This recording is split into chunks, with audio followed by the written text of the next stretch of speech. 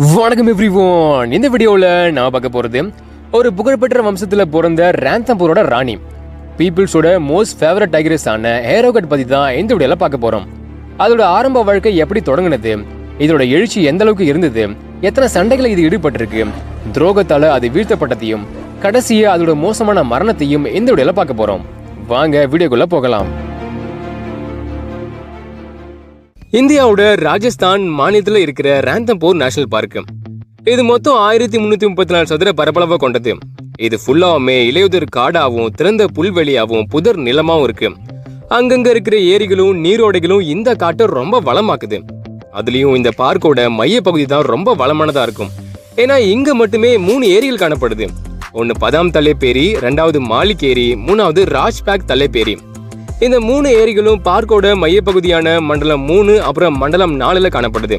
இப்படி இந்த zone 3 and zone 4ல 3 ஏரிகள் இருக்கிறதால இறை விலங்குகள் இங்க குவிஞ்சு கிடக்கு. பலவிதமான மான்கள், குரங்குகள், பறவைகள் அப்படின்னு இறை விலங்குக்கு பஞ்சமே இருக்காது. அதே மாதிரி மக்கர், முதலை, நரிகள், ஸ்ட்ரிப்டு ஹைனா, லெப்பர்ட்ஸ், ஸ்லோத் பியர் அப்படின்னு வேட்டையாடுற விலங்குக்கும் பஞ்சமே இருக்காது. ஆனா இந்த பார்க்கோட ஏபெக்ஸ் பிரெடேட்டர்னா அது புலிகள் தான். இங்க 50க்கும் அதிகமான புலிகள் தங்களுக்குன்னு ஒரு எல்லைப்பரப்பை கிரியேட் பண்ணி தனித்தனியா வாழ்ந்துட்டு இருக்கு. சுற்றுச்சூழல்ல ஒரு சமநிலையை பாதுகாக்கிறதுல இதுங்க தான் முக்கிய பங்கு வகிக்குது. இந்த ராந்தம்பூர் பார்க்ல பல புலிகள் இருந்தாலும் ஜோன் 3 அண்ட் ஜோன் 4 டெரிட்டரியை ஆட்சி பண்ற புலிகளை பத்தி தான் அதிகமா பேசப்படும், புகழப்படும். ஏன்னா அந்த டெரிட்டரி பார்க்கோட ஒரு வளமான இடம். அதை கைப்பற்ற பல புலிகள் தங்களுக்குள்ள சண்டை போட்டுக்கும். ஒருவேளை சண்டை போட்டு அதை கைப்பற்றினாலும் மற்ற புலிகள் இருந்து அந்த இடத்தை பாதுகாக்கிறது ஒரு பெரிய விஷயம்.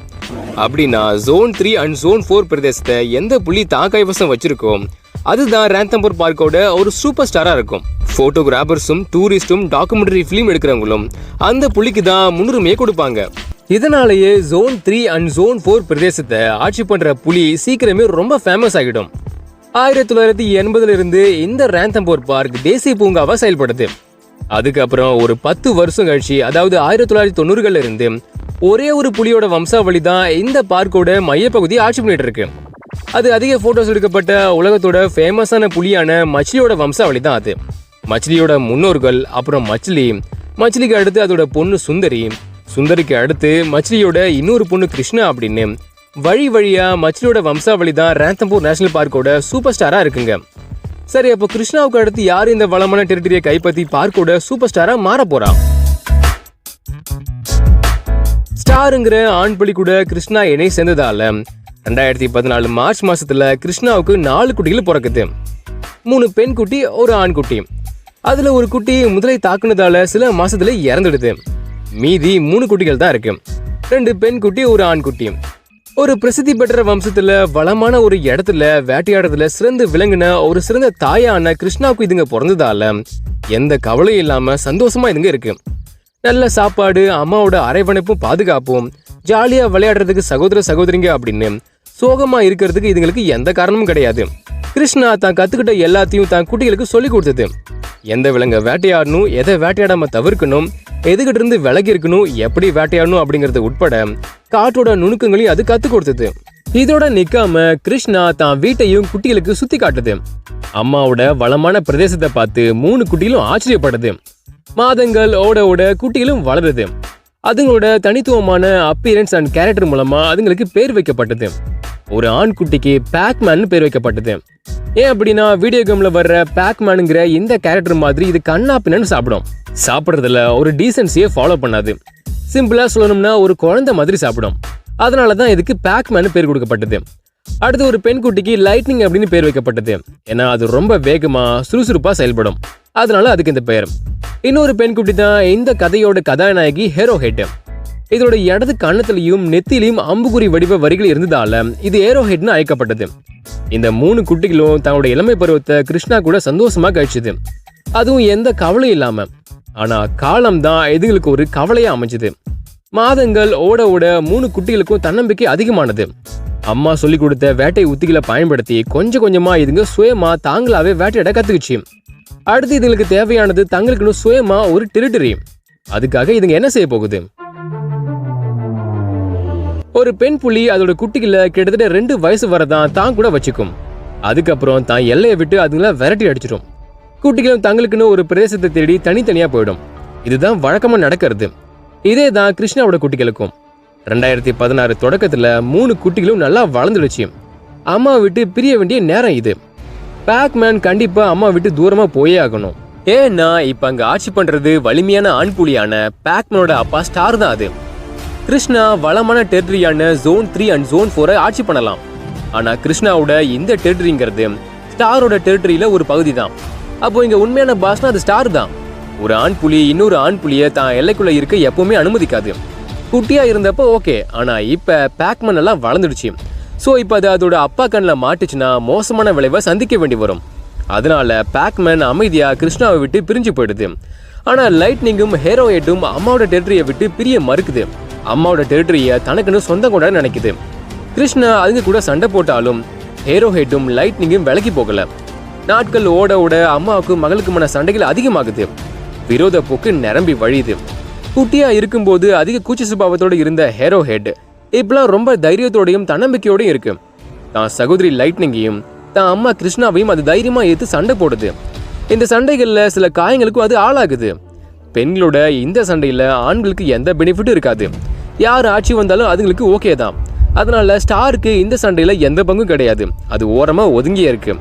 கிருஷ்ணாவுக்கு வயசாகிடுச்சு. ஹேரோஹைட்டோட எழுச்சியை லைட்னிங்கால தாங்க முடியல. ஸோ ஹேரோஹைட்டோட ஆதிக்கம் அதிகமாயிட்டே போனது. தான் அம்மா கிருஷ்ணா கூடயும் தான் சகோதரி லைட்னிங் கூடயும் பல முறை சண்டை போட்ட ஹேரோஹெட் கடைசியா 2 பேரையும் விரட்டி விட்டுட்டு அம்மாவோட டெரிட்டரியில ஒரு பகுதியான Zone 3 டெரிட்டரியை 2016 டிசம்பர்ல தான் கண்ட்ரோலுக்கு எடுத்துக்குது. ராந்தம் போரோட புது ராணியா தன்னை மகுடம் சூட்டிக்குது. மச்சிலிக்கு அடுத்து அதோட 2 மகள்களான சுந்தரி, கிருஷ்ணா அப்படின்னு அடுத்தடுத்து ஆட்சி பண்ண இப்ப கிருஷ்ணாவோட மகளான ஹேரோஹெட் அதிக ஏரிகள் இருக்கிற பகுதியான Zone 3க்கு அரசியா மாறி இருக்கு. அது மட்டும் இல்லாம இது தன்னோட பாட்டி மச்சிலி மாதிரி ஏரி பகுதியில் தான் சுத்திட்டு இருக்கு. அதனால இதுவும் மச்சிலி மாதிரி லேடி ஆஃப் லேக்ஸ்னு அழைக்கப்பட்டது. தான் அம்மா அப்புறம் சகோதரியை விரட்டி விட்ட பிறகு Zone 3ல இருந்த ஏரிகளை சுத்தி வந்த ஹேரோஹெட் தனியாவே வேட்டையாடி, தனியாவே சாப்பிட்டு, தனியாவே தூங்கி, தனியாவே காணப்பட்டது. இணை சேர்ற வயசுல இருக்க ஹேரோஹெட்டுக்கு இப்ப தேவைப்படுறது ஒரு ஆண் துணை. ஹேரோஹெட் ஸ்ப்ரே பண்ற யூரின்ல இருக்க கெமிக்கல் ஸ்மெல் மூலமா அது இணை சேர தயாரா இருக்குங்கிறத சுத்தி இருக்கிற ஆண் புலிகள் தெரிஞ்சுக்கும். அப்படிதான் 2017 தொடக்கத்துல கம்பீரமான தோற்றத்தோட காந்த மாதிரியான கண்ணை வச்சுக்கிட்டு பொலிவான முடிகளோட இருக்கிற ஒரு அழகான இளம் ஆண் புலியை ஹேரோஹெட் மீட் பண்ணுது. அல்பான்சோங்கிற அந்த ஆண் புலி ஹேரோஹெட்டோட அப்பாவான ஸ்டாரை தோக்கடிச்சிட்டு அந்த பகுதிக்கு இப்போதைய ஆதிக்க ஆணா இருக்கு. முதல் பார்வையிலேயே மனசை பறி கொடுத்த ஹேரோஹெட் அல்பான்சா கூட இணை சேருது. பட் அல்பான்சோ ஒரு இளம் ஆண் புலியா இருந்ததால அதுக்கு சுத்தமா எக்ஸ்பீரியன்ஸே இல்லை. மேட் பண்ணும்போது தான் என்ன பண்றேன்னு அதுக்கு சுத்தமா தெரியல. இது வேலைக்காகாதுன்னு நினைச்ச ஹேரோஹெட் தன்னோட மேட்டிங் பார்ட்னரை சீக்கிரமே மாத்திடுது. அதிக எக்ஸ்பீரியன்ஸ் நிறைஞ்ச இதுக்கு முன்னாடி பல பெண்கள் கூட இணை சேர்ந்த சிங்ஸ் அப்படிங்கிற ஆண் புலி கூட ஹேரோஹெட் இணை சேர்ந்தது. பட் இதுலயும் ஹேரோஹெட் பெருசா திருப்தி அடைஞ்ச மாதிரி தெரியல. ஸோ அது மறுபடியும் தன்னோட பார்ட்னரை மாத்திடுது. கடைசியா சிரிகோங்கிற ஆண் புலி கூட அது பல முறை இணை சேர்ந்தது. ஒரு நாளைக்கு கிட்டத்தட்ட 50 தாட்டி இணை சேர்ந்த இதுங்க இதை ஒரு 5 இருந்து 6 நாள் வரை நீடிச்சது. ஹேரோஹெட்டோட பெஸ்ட் பேராவே சிரிகோ மாறுச்சு. ஹேரோஹெட்டோட அப்பாவான ஸ்டாரோட ஆட்சி அதிகாரம் இங்க குறைஞ்சு போனதால தான் ஹேரோஹெட்டுக்கு இத்தனை சாய்ஸ் கிடைச்சது. இல்லைன்னா ரொம்ப கஷ்டமா இருக்கும். சிரிகோ அதோட வாழ்க்கையில இப்போதான் ஃபர்ஸ்ட் டைம் ஹேரோஹெட் கூட மேட் பண்ணதுனாலும் இது அதோட இணைசேர்க்கை நடவடிக்கையில எந்த குறைவும் ஏற்படுத்தல. Zone 3 டெரிட்டரியோட சிறந்த ஜோடிகளா 2ம் வளம் வந்தது. இதுங்களோட மேட்டிங் வெற்றியில முடிஞ்சதை உறுதி பண்ற மாதிரி 2017 கடைசியில ஹேரோஹெட் பிரெக்னண்டா இருந்தது. அதுக்கப்புறம் அதை சரியா பார்க்கவே முடியல. ஆனா 2018 பிப்ரவரியில அது மறுபடியும் கண்ணில் தென்பட்டது. அதுவும் 2 குட்டிகளோட. ஃபர்ஸ்ட் டைம் ஹேரோஹெட் தாய்மை அடைஞ்சிருக்கு. பட் அது ஒரு இளம் தாயா இருந்ததால குட்டிகளை வளர்க்கறதுல அதுக்கு எந்த அனுபவமும் இல்லை. ஸோ கொஞ்சம் கேர்லெஸ்ஸா இருந்ததால லெப்பர்டால தாக்கப்பட்டு 2 குட்டிகளும் சில மாசத்துல இறந்துடுது. அதோட முதல் தாய்மை அனுபவம் சீக்கிரமே முடிவுக்கு வந்துருச்சு.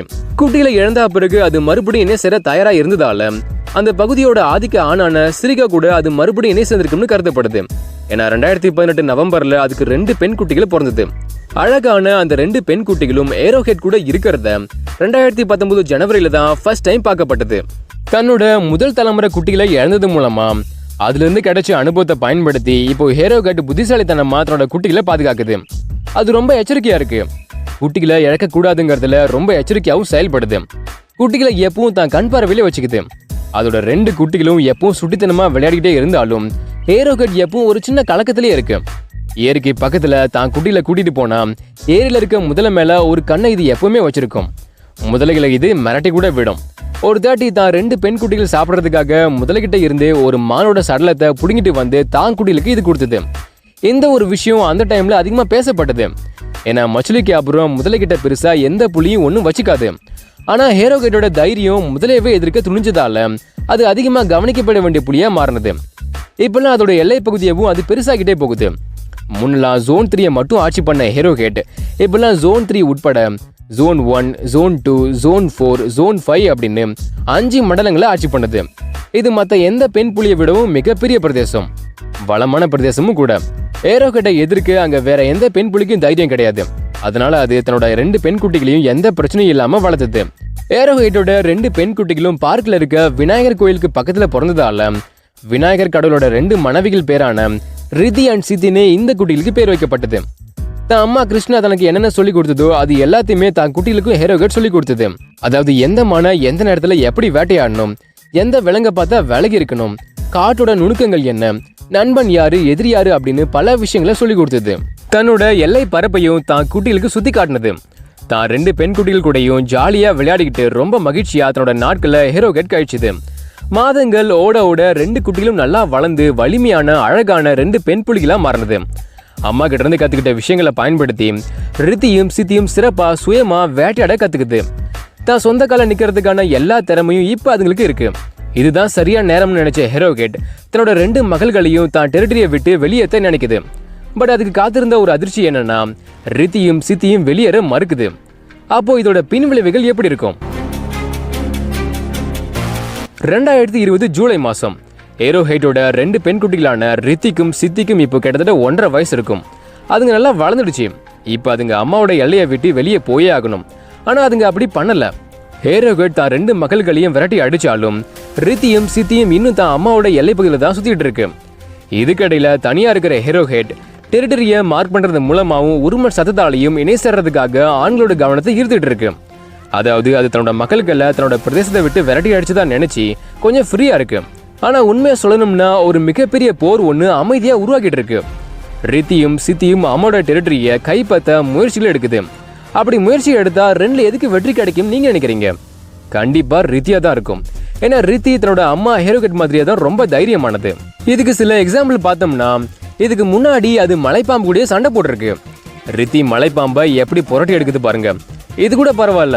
ஒரு தாட்டி ஏரிக்கு பக்கத்துல ஒரு காட்டு பண்ணியை ரித்தி வேட்டையாடினது. ஏரிக்கு பக்கத்துல இருந்த ஒரு முதலை இதை பார்த்து நெருங்கி வந்து ரித்திட்ட இருந்து காட்டு பண்ணியை திருட முயற்சி பண்ணுச்சு. ரித்தியோட காலை அது 2 முறை தாக்கும் செஞ்சது. ஆனா விடாப்புடியா இருந்த ரித்தி காட்டு பண்ணியை விடவே இல்லை. முதலையை அது திருப்பி தாக்குனது. ரித்தியோட தாக்குதலை எதிர்பார்க்காத முதல்ல தோல்வியை ஒத்துக்கிட்டு பின் வாங்கிடுச்சு. மச்சிலியோட கொள்ளு பேத்தினா சும்மா வாங்குறத ரித்தி இங்க காட்டினது. ஹேரோகேட் கூட நல்லா வளர்ந்தா பிறகுதான் ஒரு முதலையோட உணவை திருட செஞ்சது.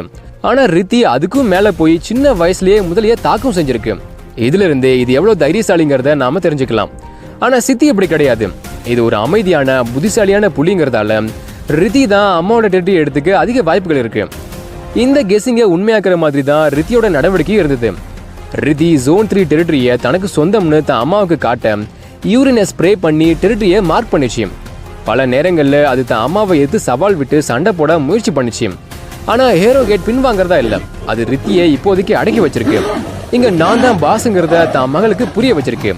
இது இப்படியே நீடிக்குமாங்கிறத காலம் தான் பதில் சொல்லணும். 2020 கடைசியில ஹேரோகேட்டோட பிரதேசமான Zone 3யும் Zone 4ம் ஒரே போராட்ட களமா இருக்கு. ஒரு காலத்துல ரொம்ப சந்தோஷமா இருந்த ஹேரோகேட்டும் அதோட 2 மகள்களும் இப்போ என்னடா டெரிட்டரிக்காக மாத்தி சண்டை போட்டுக்குது. இதுக்காக நம்ம அதுங்க மேல தப்பு சொல்ல முடியாது. ஒவ்வொரு புலியும் தனியா வாழதான் ஆசைப்படும். அப்படி தனியா வாழ்றதுக்கு வளமான டெரிட்டரி கிடைச்சா எந்த புலிக்கு தான் அதை மிஸ் பண்ண மனசு வரும். இதுல ஹேரோகேட் வேற இப்ப பிரெக்னண்டா இருக்கு. ஸோ தன்னோட குட்டில ஈன்றதுக்கும் அதை பாதுகாப்பா வளர்க்கறதுக்கும் இந்த ஏரி பகுதி தான் ஒரு பாதுகாப்பான இடமா இருக்கு. அது மட்டும் இல்லாம குட்டியில சீக்கிரமே பிறக்க போகிறதால அதுங்களோட பாதுகாப்புக்காக ரித்தியவும் சித்தியவும் இனிமேலும் தன்னோட டெரிட்டரியில தங்க வைக்க முடியாது. அதனாலதான் ஹேரோகேட் தான் மகள் கிட்ட ரொம்ப ஆக்ரோஷம் நடந்துக்குது. பட் ரித்தியும் சித்தியும் தைரியமான பெண்களா இருக்கிறதால அம்மாவோட டெரிட்டரியை விட்டு அதுங்க வெளியேற மறுக்குது. கடைசியா இது மும்முனை போட்டியா மாறினது. ரித்தி தான் சகோதரி சித்தி கூடயும் தான் அம்மா ஹேரோகேட் கூடயும் அடிக்கடி சண்டையில் ஈடுபட்டது. அதே மாதிரி சித்தியும் கூட தான் சகோதரி ரித்தி கூடயும் தான் அம்மா ஹேரோகேட் கூடயும் சண்டையில் ஈடுபட்டது. 1க்கும் மேற்பட்ட முறை இதுங்க கடையில சண்டைகள் பதிவு பண்ணப்பட்டிருக்கு. இந்த சண்டைகள்ல மோசமான காயங்களும் ஏற்படதான் செஞ்சது. அப்படிதான் கடைசியா ரித்திக்கும் சித்திக்கும் நடந்த சண்டையில ரித்தியோட நாக்குல ஒரு பெரிய வெட்டு ஏற்பட்டது. அதை அப்படியே விட்டுருந்தா மோசமா இருக்கும். ஆனா பார்க்கோட ரேஞ்சை சரியா அதை கண்காணிச்சதால 14 தையல்கள் போட்டு நாக்கோட வெட்டு சரி பண்ணப்பட்டது. சண்டையில ஏற்பட்ட மற்ற காயங்களுக்கும் சிகிச்சை கொடுக்கப்பட்டது. மகள்களுக்கும் அம்மாவுக்குமான இந்த எல்லை தகராறுல ரித்தி தான் அதிகமா ஆதிக்கம் பண்ணுச்சு. ரித்திக்கும் சித்திக்கும் நடந்த சண்டைகள்ல அதிகமா ரித்தி தான் ஜெயிச்சது. அதே மாதிரி ரித்திக்கும் அவங்க அம்மா ஹீரோகேட்டுக்கும் நடந்த சண்டைகள்ல தொடக்கத்துல ஹீரோகேட் ஆதிக்கம் செலுத்தினாலும் போக போக ரித்தி அதால சமாளிக்கவே முடியல. சோ ஹீரோகேட் அமைதியா ஜோன் 3 டெரிட்டரிய ரித்தி கிட்ட விட்டு கொடுத்துட்டு ஜோன் 2க்கு அது போயிடுது. வினை விதைத்தவன் வினை அறுப்பாங்கிற மாதிரி தான் அம்மா கிருஷ்ணாவுக்கு செஞ்சது இப்ப தனக்கு வந்து சேர்ந்திருக்கு. ஹீரோகேட் அதோட உச்சநிலையில இருந்தப்ப ஜோன் 1, 2, 3, 4, 5 அப்படின்னு 5 மண்டலங்களை ஆட்சி பண்ணிச்சு. அதுக்கப்புறம் சுத்தி எதிரிகளோட எண்ணிக்கை அதிகமானதால ஜோன் 2, 3, 4ன்னு 3 மண்டலங்களை மட்டும் ஆட்சி பண்ணினது. ஆனா இப்போ அதோட சொந்த மகளான ரித்தியால ஜோன் 2 மட்டுமே ஆட்சி பண்ற நிலைக்கு அது தள்ளப்பட்டிருக்கு. இதே நேரத்துல ஹீரோகேட்டோட இன்னொரு மகளான சித்தி ஜோன் 5 டெரிட்டரிய ஆட்சி பண்ண தயாரா இருக்கு. 2021 நடுவுல ஜோன் 3 டெரிட்டரிய விட்டு ஜோன் 2க்கு குடியேறின ஹீரோகேட் குடியேறின கையோட 3 குட்டிகளையும் இணைச்சு. ஆனா சோகமான விஷயம் என்னன்னா சில மாசத்துக்கு அப்புறம் அந்த 3 குட்டிகளுக்கு என்னாச்சுன்னே தெரியல. ஹீரோகேட் மட்டும் தனியா சுத்திட்டு இருந்தது. ஆனா அந்த 3 குட்டிகளை மட்டும் காணோம். மேபி மத்த பிரெடேட்டர்ஸால அதுங்க கொல்லப்பட்டிருக்கலாம். அதனால இப்ப ஜோன் 2 டெரிட்டரியில ஹீரோகேட் மட்டும் தனியா சுத்திட்டு இருக்கு. குட்டியில இறந்ததால அது மறுபடியும் ஆண்கள் கூட என்ன சேர தயாரா இருந்தது. 2022 நடுவுல கணேஷ்ங்கிற ஆண் புலி கூட அது சில நேரம் தென்பட்டாலும் அதுக்கப்புறம் அது சேர்ந்து சுத்தின படால்ங்கிற ஆண் புலி கூட என்ன சேர்ந்திருக்க நிறைய வாய்ப்புகள் இருக்கு. ஆனா எக்ஸாக்டா எந்த ஆண் புலி கூட அது என்ன சேர்ந்திருக்கும்னு நமக்கு தெரியாது. ஆனா வெற்றிகரமா என்ன சேர்ந்து 2023 தொடக்கத்துல அது கர்ப்பமா இருந்தது. கர்ப்பத்தோட விளைவா 2023 ஜூலைல அது 3 குட்டிகளோட காணப்பட்டது. அதுவும் இது ஜோன் 3 டெரிட்டரியில குட்டி போட்டிருக்கு. நல்ல வேளையா ரித்தி ஹீரோகேட்ட பார்க்கல. பார்த்திருந்தா கண்டிப்பா ஒரு கலவரம் வெடிச்சிருக்கும். ரித்தியோட கண்ணுல படாத அளவுக்கு அது தான் குட்டிகளோட மறைஞ்சிருந்தது. தான் குட்டிங்க நடக்க ஆரம்பிச்ச உடனே தன்னோட ஜோன் 2 டெரிட்டரிக்கு அதுங்களை கூட்டிட்டு போயிடுது. தன்னோட வாழ்க்கையில 4வது முறையா இது குட்டியில இருக்கு. ஆனா முன்ன மாதிரி இதால தன்னோட குட்டிகளை ஆக்டிவா செயல்பட்டு பாத்துக்க முடியல. முன்னாடி இருந்த பொலிவு இப்ப குறைஞ்சு போயிருக்கு. அதுக்கு ஏதோ பிரச்சனைன்னு தெரியுது. ஆனா அது என்னன்னு தெரியல. எப்பவுமே இது சீட்டல் சாம்பார் மாதிரியான மான்களை தான் வேட்டையாடும். ஆனா இப்பெல்லாம் திடீர்னு வழக்கத்துக்கு மாறா ஆமைகளை இது வேட்டையாடுது. சில நேரம் முதலைகளை கூட இது வேட்டையாட முயற்சி பண்ணுது. ஏன்னா மான்கள் ரொம்ப வேகமா இருக்குங்கிறதால அதை பிடிக்கிறதுக்கு இது ரொம்ப கஷ்டப்படணும். ஆனா ஆமை முதலை மாதிரியான விலங்குகளை ஈஸியா பிடிச்சிடலாம். அப்போ ஏன் ஹீரோகேட் மந்தமான இறைகளை செலக்ட் பண்ணுதுன்னு கெஸ் பண்ணப்ப அது ஏதோ ஒரு நோயால பாதிக்கப்பட்டிருக்குன்னு தெரிய வந்தது. நோயால தான் அதெல்லாம் சுறுசுறுப்பா வேட்டையாட முடியல. நடந்து போகிறதே அதுக்கு பெரிய விஷயமா இருந்தது. இருந்தாலும் தன்னோட 3 குட்டிகளுக்காக அது சில நேரம் மான்களையும் முடியாத நேரத்துல ஆமைகளை வேட்டையாடி இருக்கு. தான் குட்டிகள் கூட எந்த அளவுக்கு அது கஷ்டப்பட்டு நடந்து போகுதுன்னு இந்த ஃபுட்டேஜை பார்த்தாவே உங்களுக்கு நல்லா தெரியும்.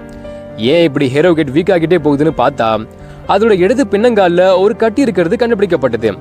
அது ஃபர்ஸ்ட் நடுவுன மூட்டா இருக்குன்னு நினைச்சாலும் செக் பண்ணி பார்த்தப்ப அது புற்றுநோய் கட்டிங்கிறது கண்டுபிடிக்கப்பட்டது. அப்போதான் ஹீரோகேட் எலும்பு புற்றுநோயால பாதிக்கப்பட்டிருக்குங்கிறது தெரிய வந்தது. இதோட சேர்த்து மூளையிலையும் அதுக்கு ஒரு கட்டி இருந்தது. ஹீரோகேட்டுக்கு இந்த கேன்சர் 2023 தொடக்கத்துல இருந்து இருந்திருக்க வாய்ப்பு இருக்குன்னு கணிக்கப்படுது.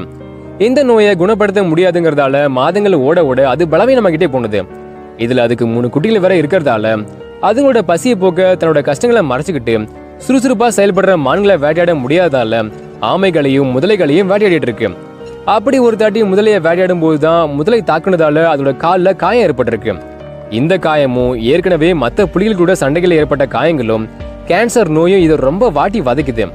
இது ஒரு பக்கம் இருக்க, இன்னொரு பக்கத்துல தான் மகளான ரித்தியும் நூறிங்கிற பெண் புலியும் இதோட டெரிட்டரிய கைப்பற்ற எண்ணத்துல இங்க சுத்திட்டு இருக்கு. இப்படி ஹீரோகேட்டுக்கு கவலைப்படுறதுக்கு பல விஷயங்கள் இருந்தாலும் இப்ப அதோட ஒரே குறிக்கோள் தன்னோட குட்டிகளை பாதுகாப்பா வளர்க்கறது மட்டும்தான். தான் நோயால பாதிக்கப்பட்டாலும் தான் குட்டிகளுக்கு எந்த குறையும் இல்லாம அது வளர்த்தது. தன்னால முடிஞ்ச வர தனக்கு தெரிஞ்ச எல்லாத்தையும் தான் குட்டிகளுக்கு அது கத்து கொடுத்தது. 2024 கடைசியில 3 குட்டிகளுக்கும் கிட்டத்தட்ட 1.5 வயசு இருக்கும். இந்த வயசுல எந்த புலிக்குட்டியும் சுயமா வேட்டையாட கத்துக்காது. ஆனா தான் அம்மாவால சரியா வேட்டையாட முடியலன்னு தெரிஞ்சதால இந்த சின்ன வயசுலயே 3 குட்டிகளும் சுயமா வேட்டையாட கத்துக்குச்சு. அம்மாவை எதிர்பார்க்காம கொஞ்சம் கொஞ்சமா தாங்களாவே சுயமா வாழ கத்துக்குது. ஹீரோகேட்டோட இந்த நோயை சரி பண்ண பார்க் அத்தாரிட்டி அதுக்கு ஆபரேஷன் பண்ணாங்க. ஆனா அதுல எந்த முன்னேற்றமும் இல்ல. 2025 தொடங்கும் போது ஹீரோகேட்டோட உடல்நிலை ரொம்ப மோசமாயிடுச்சு. உடம்பு மெலிஞ்சு போய் பலவீனமா காணப்பட்டது. ரொம்ப கஷ்டப்பட்டு தான் அது நடக்கவே செஞ்சது. இவ்வளவு பலவீனமா இது இருந்தாலும் கூட 2025 ஜூன் மாசத்துல மட்டும் இது 2 முதலைகளை கச்சிதமா வேட்டையாடி இருக்கு. இது பாக்குற எல்லாருக்குமே ஒரு ஆச்சரியத்தை கொடுத்தது. ஏன்னா நடக்கவே கஷ்டப்படுற ஹேரோஹெட் முதலவே வேட்டையாடுச்சுன்னா யாருக்கு தான் ஆச்சரியம் இல்லாம இருக்கும். தான் பாட்டி மச்சிலி மாதிரி தைரியத்தோட இது முதலைய வேட்டையாடினதால குரோக்கடைல் கில்லருங்கிற பட்டத்தையும் தான் பாட்டி கூட இது பகிர்ந்துக்குச்சு. 2025 ஜூன் 17 அன்னைக்கு பதாம் தலேப் ஏரிக்கு பக்கத்துல அது கடைசியா பார்க்கப்பட்டது. உடம்பு சுத்தமா மெலிஞ்சி போய் நடக்க முடியாம தடுமாறி நடந்து ஒரு மரத்துக்கடியில அமைதியா படுத்துக்குச்சு. இதே நேரத்துல அதோட குட்டிகளால வேட்டையில சிறப்பா செயல்பட முடியாதால ரேஞ்சர்ஸ் அதுக்கு உணவு கொடுத்தாங்க. ஆனா இந்த சந்திப்பு மோசமான சந்திப்பா மாறிடுச்சு. ஹேரோஹெட்டோட குட்டிங்க பார்க்கோட ரேஞ்சர்ஸையும் அதிகாரிகளையும் தாக்குனதால 3 குட்டிகளும் வேற ஒரு ரிசர்வுக்கு இடமாத்தப்பட்டுருச்சு. கடைசி குட்டி இடமாத்தப்பட்ட சில மணி நேரங்கள்ல ஹேரோஹெட் நம்மளை விட்டு பிரிஞ்சிடுது. 2025 ஜூன் 19 அதோட இறப்பு செய்தி காட்டு தீ மாதிரி பரவுனது. அதை பல வருஷமா ஃபாலோ பண்ண மக்களும் டூரிஸ்டும் போட்டோகிராஃபர்ஸும் ரேஞ்சர்ஸும் அதுக்கு பிரிய விடை கொடுத்தாங்க. ஃபாரஸ்ட் டிபார்ட்மெண்டோட முறைப்படி அதோட உடல் தகனம் பண்ணப்பட்டது. தன்னோட வாழ்க்கையில 4 முறை குட்டி போட்ட ஹேரோஹெட் அதுல சிலதை இழந்தாலும் மனம் தளராத அது 10 குட்டிகளை 5 குட்டிகளை காப்பாத்தி கரை சேர்த்திருக்கு. அது ஒரு அர்ப்பணிப்புல தாய்ங்கிறத நமக்கு காட்டுது. புகழ்பெற்ற வம்சத்துல இது பிறந்தாலும் முதலையவே எதிர்க்கிற இதோட தைரியமும் மனிதர்கள் கிட்ட ஆக்ரோஷமா நடந்துக்காத தன்மையும் சிறப்பா வேட்டையாடுற திறமையும் விட்டு கொடுக்காத அதோட விடாமுயற்சியும் கடைசி வர போராடுற அதோட போராட்ட குணமும் பீப்புள்ஸோட மோஸ்ட் ஃபேவரட் டைகரஸா இதை மாத்தினது. மச்சிலிக்கு அடுத்து அதிக போட்டோஸ் எடுக்கப்பட்ட புலியாவும் இது மாறினது. இவ்வளவு சிறப்புகளை கொண்ட ஹேரோஹெட் தன்னோட 11வது வயசுல இறந்ததுதான் வருத்தமான விஷயமா இருக்கு. அது நம்ம கூட இப்ப இல்லைனாலும் அதோட வம்சாவழி மூலமா அது எப்பவுமே நம்ம கூட வாழ்ந்துகிட்டு இருக்கும். ரேந்தம் போரோட வரலாற்று பதிவுகள்ல இதுக்குன்னு ஒரு இடம் எப்பவுமே இருக்கும். ஹேரோஹெட்டோட ஆத்மா சாந்தி அடைய நம்ம வேண்டிப்போம்.